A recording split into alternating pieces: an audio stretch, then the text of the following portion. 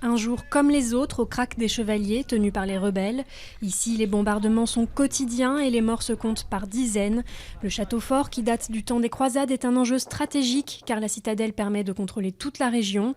Hier, le chef des observateurs de l'ONU a critiqué la communauté internationale et ses palabres dans de beaux hôtels, alors que les violences continuent.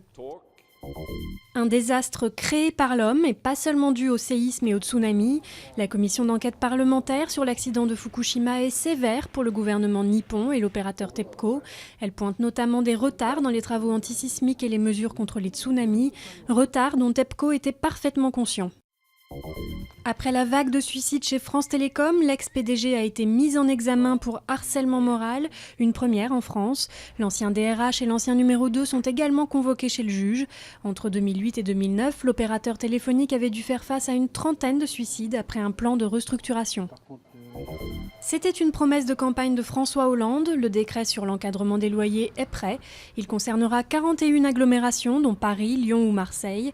Sans surprise, propriétaires et agents immobiliers sont mécontents, mais 70% des Français y sont plutôt favorables.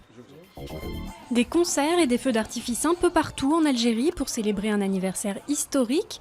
Il y a 50 ans, le 5 juillet 1962, l'ancienne colonie proclamait officiellement son indépendance après 132 ans de présence française.